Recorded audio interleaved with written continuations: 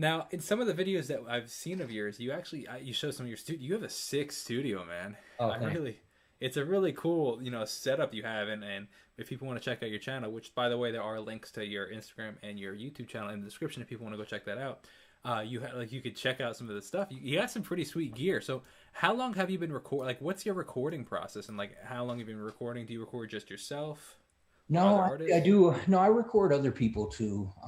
Now, because of COVID and all that stuff, it kind of geared towards internet-based stuff, which honestly, I'm a little more, I like to do that more because you can bridge the gap between a lot of people, just, if distance is an issue and, it's not somebody coming into your establishment or whatever to do it. It just makes it a little easier of a process.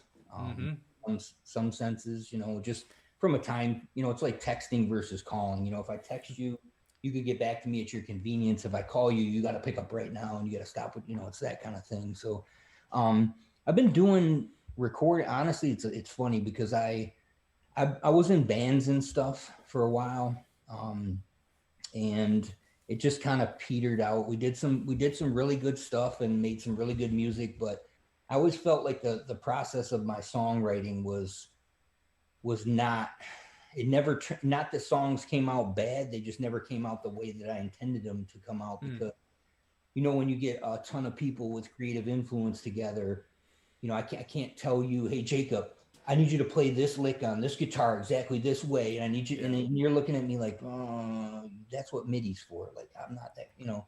So basically, it just, long story short, I just got into the point where it's like every time I had to play out, it was like, hey Jacob, could you play the guitar for me, because I want to go play this acoustic setting and I'm Mm-hmm. not really good at the acoustic guitar.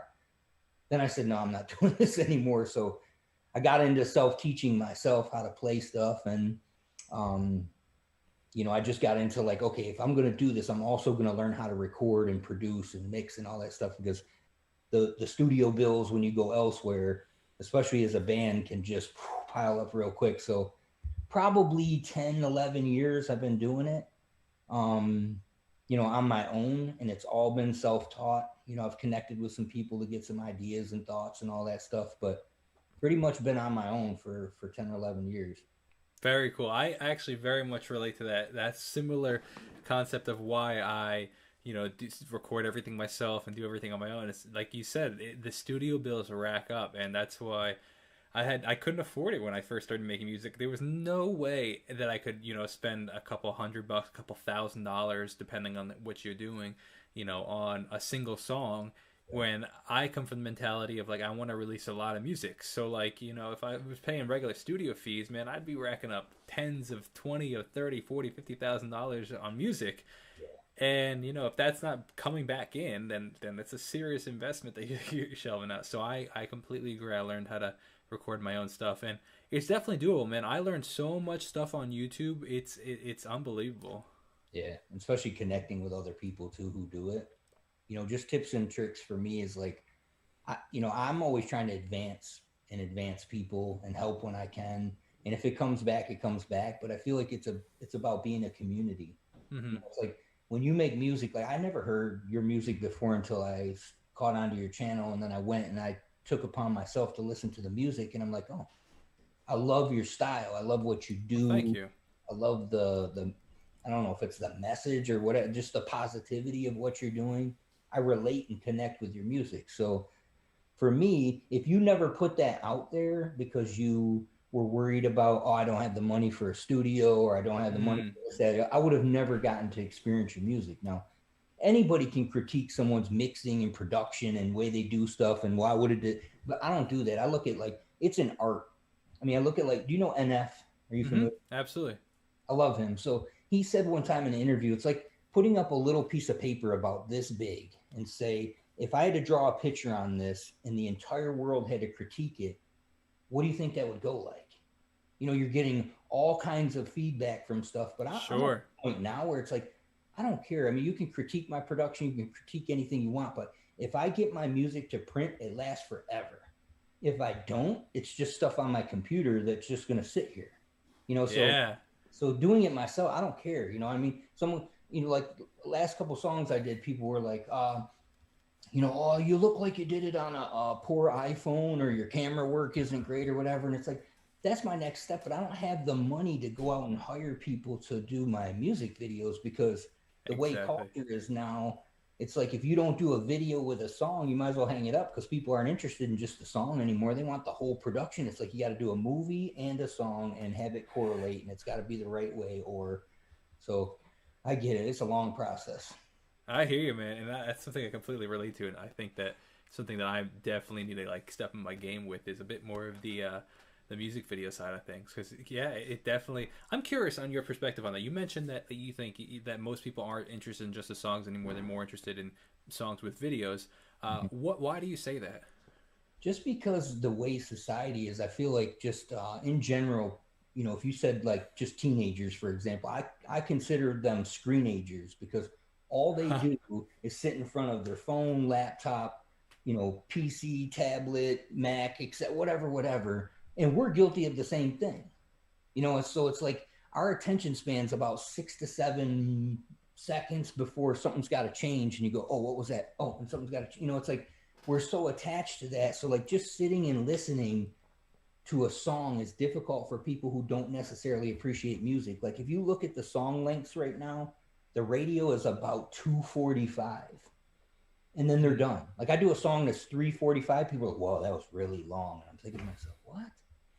It was hard to jam everything I needed to do and say into that time frame as it is. I hear you. That's people's attention span. So when they have a visual, because you think, what are you competing with? You're competing with this every day, all day. People want to see this. Like if they're into TikTok, swipe, 3 seconds, swipe, swipe, swipe, swipe. So just a lyric video is okay, I guess, but just the song itself, Mm, it's just the that's a way. good point. Yeah, so you essentially saying you want something like constantly changing, whether it be like you said the lyric video. That's a good point actually. Like even if you can't start off with say you have nothing, you don't even have an iPhone, you have a flip phone. Start off with the lyric video kind of thing. That's a great point. Interesting.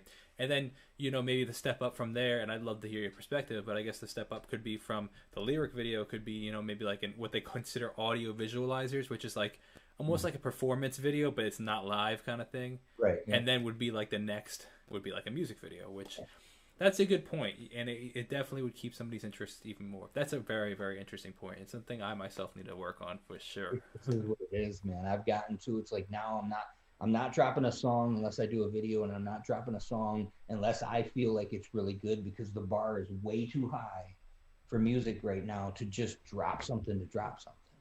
It's really got to be well thought out, well planned, well versed, and it has to be receptive from people, and it has to be relatable. How do So you know when enough is enough?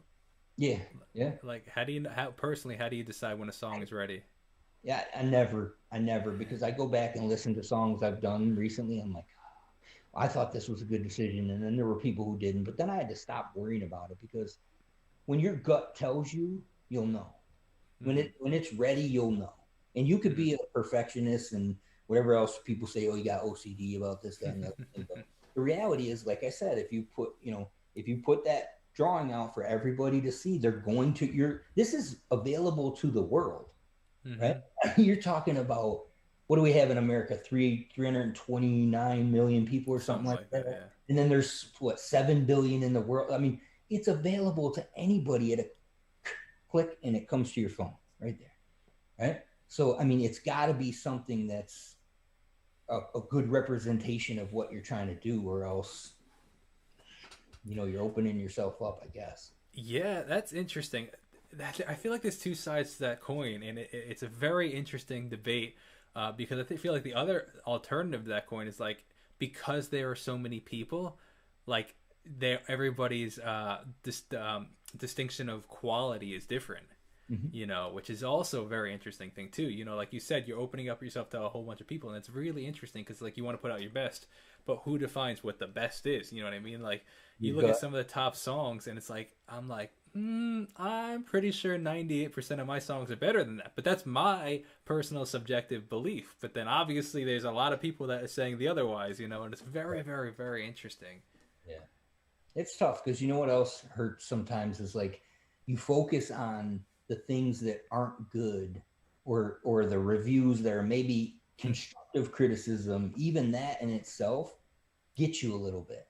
You know, it's like I think of like my last video I did, I had like X number of likes and one dislike.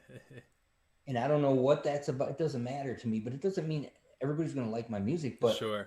you know what I focus on sometimes every time when I open the video? The one dislike. Why? Of course. Sure. Why? Doesn't make any sense. But you know, it's you're your own biggest critic Yeah. sometimes. I think if so the psychology is, I feel like it kind of relates back to like the caveman days of like the survival instinct, and we look for problems to fix the problems kind of thing, because if they were back then, if there was a problem you die. Now a problem is a dislike, and it's like, okay, well, we can't really control that all the time, and but I think being an artist is one of the craziest biggest character building things ever, like you just it's a smack in the face sometimes, some of these comments.